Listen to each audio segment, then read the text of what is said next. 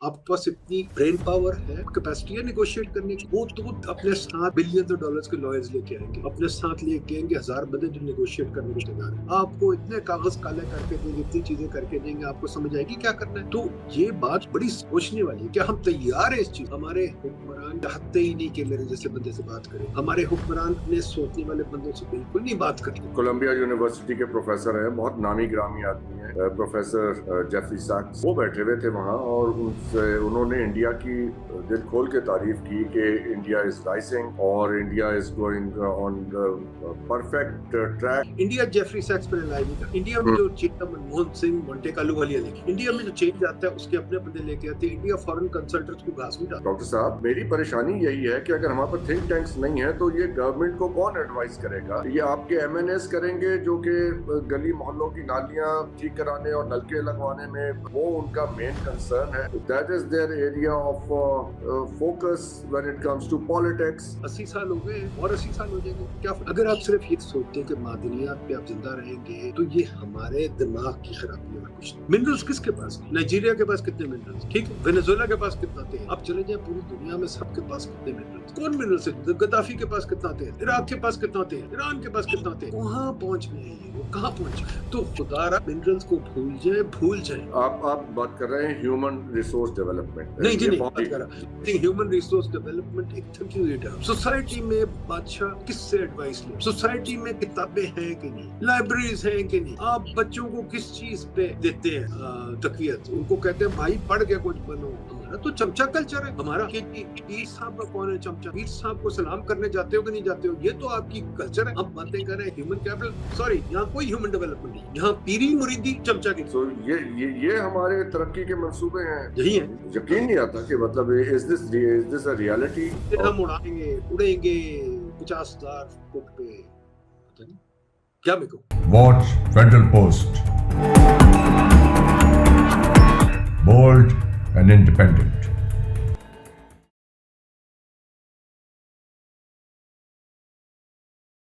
अस्सलाम वालेकुम, मैं हूं हसन जफर। यह है प्रोग्राम टॉकिंग पॉलिटिक्स। हमारे साथ हैं डॉक्टर नदीम उल हक साहब। डॉक्टर साहब का एक मुख्तसर तारुफ आपके सामने पेश कर देता हूं। पाइट के Pakistan institute of development economics, इसके वाइस चांसलर रहे हैं 2 दफा, डिप्टी चेयरमैन रहे हैं प्लानिंग कमीशन के, और लीडिंग इकोनॉमिस्ट हैं पाकिस्तान में। बहुत इम्पोर्टेंट डॉक्टर साहब ने रिसेंटली गुफ्तगू की है पाकिस्तान के जो मिनरल्स हैं उसमें जो इंटरनेशनल कंपनीज इंटरेस्ट ले रही हैं उनको निकालने की बात हो रही है। वहीं से गुफ्तगू को आगे लेके चलेंगे। डॉक्टर साहब, thank you very much for your time today. ये जो आपने मिनरल्स पे बात की है रिसेंटली, हमने सुनी है आपकी गुफ्तगू मुख्तलिफ चैनल्स पे। You have shown serious scepticism about international firms coming to Pakistan, digging and leaving a ditch behind. ये आपने फरमाया। जरा इसकी तफसीलात बताइए कि ये कितने % शेयर पाकिस्तान का होगा और कितने % ये जो कंपनियां आके उसमें खुदाई करके निकालेंगी, प्रोसेस करेंगी। जरा इसकी डिटेल्स हमारे साथ शेयर कीजिएगा। हसन साहब, डिटेल्स किसी को नहीं पता, ना वो बताएंगे कभी। पर आपने एक फिल्म देखी है, आपको मैंने बताया था, ब्लड डायमंड। आज की फिल्म नहीं है, कोई 20 साल पुरानी फिल्म है। खुदा के वास्ते ब्लड डायमंड देख लें, आपको पता चल जाएगा। नंबर 2, अफ्रीका की हिस्ट्री देख लें। नंबर 3, रिसोर्स इकोनॉमिक्स एक चीज है जिसको आप रिसोर्स कर्स, बल्कि रिसोर्स इकोनॉमिक्स नहीं, रिसोर्स कर्स, उसको गूगल कर लें। आपको बहुत सारी किताबें, बहुत सारी चीजें मिल जाएंगी। क्या थी कॉलोनियलिज्म? ये थी कि वो हमारी तरफ आए, किस लिए आए थे? रिसोर्सेज बनाने के लिए। कोहिनूर डायमंड कहाँ है हसन साहब? कोहिनूर कहाँ से निकला? यहीं से निकला था जब मैं बैठा हूँ, ले गए वो, ठीक है ना। इसी तरह से वो सब कुछ ले जाते हैं। हाँ, आपने जो पूछा क्या मिलेगा, भाई निगोशिएट करना पड़ता है। आपके पास इतनी ब्रेन पावर है, कैपेसिटी है निगोशिएट करने की। वो तो अपने साथ बिलियन डॉलर्स के लॉयर्स लेके आएंगे, अपने साथ लेके आएंगे 1000 बंदे जो नेगोशिएट करने को तैयार है। आपको इतने कागज काले करके देंगे, इतनी चीजें करके देंगे, आपको समझ आएगी क्या करना है। तो ये बात बड़ी सोचने वाली है। क्या हम तैयार है इस चीज के लिए? क्या हमने कोई प्लानिंग की हुई है? क्या हमारे पास कोई मुसव्वदा है? ये जो कॉन्फ्रेंस हुई इससे पहले कितने पेपर्स छपे, कितने हमने छापे, कितने हमने तहकीक की, क्या हमने बताया? आई हैव नो आइडिया कि कितनी तहकीक हुई है, क्या इसके अंदर रिसर्च हुई है। 6 से 7 बिलियन डॉलर तो पिछली दफा जब रेकोडेक का वो आपने कैंसिल किया था हमने मायदा, तो तब देने पड़े जुर्माने की सूरत में पाकिस्तान को। तो ये रेकलेस डिसीजंस होते कैसे हैं? कोई डिसीजन मेकिंग का प्रोसेस, कोई उसका भी कोई साइंटिफिक मेथड होगा ना दुनिया में कहीं मौजूद कि भाई इस रास्ते से गुजर के जाएंगे तो ये इस किस्म का क्रिटिकल अहम नेशनल डिसीजन लेंगे। You just can not wake up one day and decide कि चलो जी इसका ठेका दे देते हैं। नो हसन साहब, ये आपने कैसे सोच लिया? आईपीपी में हमने क्या किया था? I believe I have a क्या rational mind and rational mind thinks like that कि भाई उसका कोई प्रोसेस होगा। मुझे नहीं पता तो मैं डॉक्टर नदीम उल हक साहब को बुलाऊंगा कि सर आप नहीं, नहीं, बताइए। नहीं, हमारे हुक्मरान चाहते ही नहीं कि मेरे जैसे बंदे से बात करें। हमारे हुक्मरान अपने सोचने वाले बंदों से बिल्कुल नहीं बात करते। वो बाहर के कंसल्टेंट लेके आते हैं, मैकेंजी वगैरह, जो पहले से किसी और के होते हैं। आप बताएं, पीआईए की प्राइवेटाइजेशन में आपने 3 दफा पैसे दिए हैं अर्नस्ट एंड यंग को। कितने मिलियन डॉलर हमने अर्नस्ट एंड यंग को दे दिए। प्राइवेटाइजेशन ही, फिर भी हमने उनको पैसे दे दिए। ठीक है, खुदा के वास्ते जरा अपने मुल्क की तरफ भी देख लेना। आप जर्नलिस्ट हैं, आप लोग तहकीक नहीं करके आते। मैं बार बार कहता हूँ जर्नलिस्ट को, I am a journalist per se. I don't ठीक, think of myself like that. नहीं नहीं, whatever, सवाल करने से पहले हमें सोचना चाहिए। बात बड़ी Yes. सिंपल है। हमने साइन किया, हमें पता था आईपीपी क्या है। सीपेक हमने साइन किया, हमें पता था सीपेक क्या है। हमने सीपेक के पैसे वापस किए, करेंगे। ठीक है, हम जाके लोन साइन करते हैं, हमें पता है क्या होता है। हमने जनाब ये शुगर की प्राइसेस बनाए, वो पॉलिसी बनाई, हमें पता है क्या होता है। तो सर ये प्रोसेस की आप बात कर रहे हैं, हमारे पास प्रोसेस कभी भी नहीं था, ना कभी होगा। हमारे यहाँ जो भी हुक्मरान होता है वो हुक्म करता है, हमारे लिए प्रोसेस बन जाता है। शाहजहां ने कहा कि ताजमहल बना दो, मेरी बीवी मर गई। हमको इससे मुख्त ये आपने ये इंटरनेशनल कंसल्टेंट्स की बात की तो मुझे ख्याल आया कल राइजिंग भारत के नाम से इंडिया में बहुत बड़ी कॉन्फ्रेंस हो रही है। वहाँ पे कोलंबिया यूनिवर्सिटी के प्रोफेसर हैं, बहुत नामी ग्रामी आदमी हैं, प्रोफेसर जेफरी सैक्स, वो बैठे हुए थे वहाँ और उन्होंने इंडिया की दिल खोल के तारीफ की कि इंडिया इज राइजिंग और India is going on the perfect track और इंडिया को अपने झगड़े निपटा के चाइना के साथ अमेरिका के खिलाफ खड़े हो जाना चाहिए। You think it was a very wise advice given that Jeffrey सैक्स was adviser to the Russian government, he was advisor to the European Union, he was advisor to the Polish government, and see, lo and behold, कहाँ पे खड़ी हुई हैं वो Nations जहाँ पे ये एडवाइस करते रहे। देखिए, जेफरी सैक्स एक बहुत बड़ा इकोनॉमिस्ट है, बिल्कुल ठीक है। और जेफरी सैक्स अमेरिका के खिलाफ बहुत बातें कर रहा है इस वक्त, और बहुत अच्छी बातें कर रहा है। जेफरी सैक्स ने एमडीजीज भी डिजाइन किए थे, एसडीजीज भी डिजाइन किए थे। तो यस है। और ये बात है कि जेफरी सैक्स का जो भी आप कह रहे हैं, रशिया ठीक हो गया, रशिया को बुरा तो नहीं कर रहा। पोलैंड में क्या खराबी है? पोलैंड ठीक चल रहा है। यस, जेफरी सैक्स में खामी है, मैं उसकी क्रिटिक भी कर सकता हूँ, बट आई डोंट नो कि ठीक है, इंडिया को जो भी कह रहे हैं, इंडिया जेफरी सैक्स पर रिलाई नहीं करता। इंडिया में जो मनमोहन सिंह, मोंटे कालू वालिया लेके आए, इंडिया में जो चेंज आता है उसके अपने बंदे लेके आते हैं। इंडिया फॉरेन कंसल्टेंट्स को घास नहीं डालता। हम कंसल्टेंट्स के नीचे लगे रहते हैं, वो फॉरेन कंसल्टेंट को घास नहीं डालता। जी, लेकिन आपके इस्लामाबाद में जो थिंक टैंक्स हैं वहां तो ये बहुत अहम नाम है, जेफरी सैक्स और डॉक्टर मीरशेमर। उनकी बातें सुन के ही उनको ही डिस्कस किया जाता है, as far as I know. Maybe दूसरा नाम क्या लिया आपने? डॉक्टर मीरशेमर जो है, आई थिंक वो बॉस्टन यूनिवर्सिटी के हैं। मेहर शर्मा उस लेवल का नहीं। जेफरी सैक्स मेहर शर्मा का है। मेहर शर्मा ने दो पॉपुलर किताबें लिखी है, कोई खास बात नहीं है। जेफरी सैक्स तो ठीक है, पाई का इकोनॉमिस्ट है। और इस्लामाबाद के टैंक्स कौन से थिंक टैंक्स? हमारे पास कोई है ही नहीं। एक पाईडी था जो मेरे बाद खत्म हो गया, उसके अलावा कौन है? नहीं तो अगर हमारे पास थिंक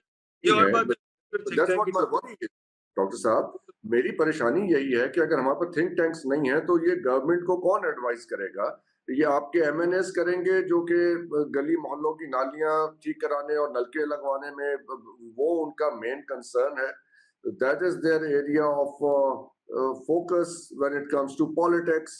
तो ये इतने crucial matters can these be left to the decision of such people who have no understanding and knowledge of how the world operates? 80 साल हो गए और 80 साल हो जाएंगे, क्या फर्क पड़ता है? चलिए जो हुआ है जरा उसको डिस्कस कर लेते हैं ना। फेडरल गवर्नमेंट डिसाइड कर रही है। अब हमारे 18वीं तरमीम के बाद प्रोविंशियल ऑटोनॉमी है। बलूचिस्तान वालों को ये एक उनकी बिल्कुल दुरुस्त ये एक उनका शिकवा है कि जी हमें हमारे रिसोर्सेज का कैसे हिस्सा मिलेगा। अगर तो जो हमारे पास फिगर्स हैं कि जो भी इंटरनेशनल कंपनी आके ये मिनरल्स निकालेगी 98% वो लेंगे और 2% पाकिस्तान को मिलेगा। I don't know how correct these figures are, लेकिन अस्टाउंडिंग है 2%। और उसमें से फिर कितना प्रोविंशियल गवर्नमेंट को जाएगा, कितना फेडरल गवर्नमेंट को जाएगा, और प्रोविंशियल गवर्नमेंट के मादनियात के ठेके फेडरल गवर्नमेंट कैसे दे रही है। ये if you can please explain this complex thing. Hasan साहब, जो मैंने आपको बात बताई ना पहले, वो समझ लिया। कोई बंदा अपने बाप के पैसे पे पलता नहीं है। बाप दादा जायदाद छोड़ जाए तो बंदे, वो पुराने यूपी के नवाब जो उनसे हैं, वो शराब और उसमें मुजरे में पड़ गए और बेड़ा गर्क हो गया सारे एम्पायर का। अगर आप सिर्फ ये सोचते हैं कि मादनियात पे आप जिंदा रहेंगे तो ये हमारे दिमाग की खराबी और कुछ नहीं। मिनरल्स किसके पास नहीं है? नाइजीरिया के पास कितने मिनरल्स हैं? ठीक है, वेनेजुएला के पास कितना तेल है? आप चले जाए पूरी दुनिया में सबके पास कितने मिनरल्स हैं? कौन मिनरल्स है? गद्दाफी के पास कितना तेल था? इराक के पास कितना तेल है? ईरान के पास कितना तेल? कहां पहुंच गए ये लोग? कहां पहुंचे? तो खुदारा मिनरल्स को भूल जाए। जो तरक्की की राज है, तरक्की का राज अमेरिका चीन की जो जंग है वो यहाँ है। यहाँ आप कितनी मेहनत कर सकते हैं, आप कितनी तरक्की दिमाग की कर सकते हैं, कितनी नॉलेज की तरक्की कर सकते हैं, कितनी अपनी प्रोडक्टिविटी बढ़ा सकते हैं, ये जंग है। ये मिनरल्स के जो पीछे पड़े रहते हैं वो मुल्क गरीब ही होते हैं। घाना के पास गोल्ड है, साउथ अफ्रीका के पास डायमंड्स हैं, बोत्सवाना के पास डायमंड्स है, किसके पास तेल है? किसके पास नहीं है मादनियात? पेरू के पास कॉपर है, चिली के पास कॉपर है, हर किसी के पास कुछ ना कुछ है। इंडोनेशिया के पास तेल है। सर, ये बातें हम अगर सोचना छोड़ देंगे तो शायद हम तरक्की करें। एक बहुत इंपॉर्टेंट बात है यहाँ पे, I have to raise this thing. आप बात कर रहे हैं ह्यूमन रिसोर्स डेवलपमेंट की। नहीं जी, नहीं बात कर रहा। I think human resource development एक थकी हुई टर्म है, मैं उसकी बात ही नहीं। मैं बात कर रहा हूँ सोच की, मैं बात कर रहा हूँ नॉलेज की, मैं बात कर रहा हूँ क्यूरियोसिटी की, मैं बात कर रहा हूँ जिस दिन आपका प्राइम मिनिस्टर अब्दुल सलाम को सलाम करेगा उसकी। सिर्फ ह्यूमन रिसोर्स डेवलपमेंट करने एक टीचर डॉक्टर साहब बच्चों को पढ़ाएंगे, डायरेक्शन सेट नहीं होगी। अभी आप हायर एजुकेशन कमीशन के से बहुत अच्छी तरह वाकिफ हैं, वाइस चांसलर योरसेल्फ। अब एक वहां से हुक्मनामा आया है कि जो आपका फाउंडेशन ईयर है ग्रेजुएशन का, उसमें अरबी लाजमी करार दे दी गई है। अब मुझे समझाइए कि ये जब यूनिवर्सिटी में आ जाते हैं बच्चे तो कितना मुताला पाकिस्तान स्टडीज, इस्लामियात, कितनी अंग्रेजी की लैंग्वेज की कोर्सेज वो पहले ही हाई स्कूल में पढ़ चुके होते हैं। ये फाउंडेशन ईयर पूरा जो है अब इस काम में चला जाता है। ये सर, ये एजुकेशन नहीं है। तभी तो मैं कह रहा हूँ ह्यूमन रिसोर्स डेवलपमेंट एजुकेशन, मुझे इन टर्म से नफरत है। मैं खुद पीएचडी कर बैठा और पीएचडी कर बैठा हूँ with the father of human capital. मेरा उस्ताद जो था वो नोबेल प्राइज विनर था जिसने एजुकेशन की थ्योरी इजाद की। ह्यूमन कैपिटल उसकी टर्म है। मैं कहता हूँ मुझे इनसे नफरत है, बिकॉज हमारे पाकिस्तानी को समझ कोई नहीं आती, हम तोते की तरह बोल देते हैं। Human capital, human resource development, कोई ऐसी चीज नहीं है। सोसाइटी में सवाल पूछने की इजाजत है कि नहीं है? सोसाइटी में बादशाह किससे एडवाइस लेता है? सोसाइटी में किताबें हैं कि नहीं? लाइब्रेरीज हैं कि नहीं? आप बच्चों को किस चीज पे देते हैं तकवीयत? उनको कहते हैं भाई पढ़ के कुछ बनो, ये बनो कि जी किताबें पढ़ो, दिखाओ, सवाल पूछो। या इस चीज पे कि मिनिस्टर का चमचा कौन है या प्राइम मिनिस्टर का चमचा कौन है? हमारा तो चमचा कल्चर है। हमारा कि जी पीर साहब का कौन है चमचा, पीर साहब को सलाम करने जाते हो कि नहीं जाते हो, ये तो आपकी कल्चर है। आप बातें कर रहे हैं ह्यूमन कैपिटल, सॉरी यहाँ कोई ह्यूमन डेवलपमेंट नहीं है, यहाँ पीरी मुरीदी चमचा की नहीं।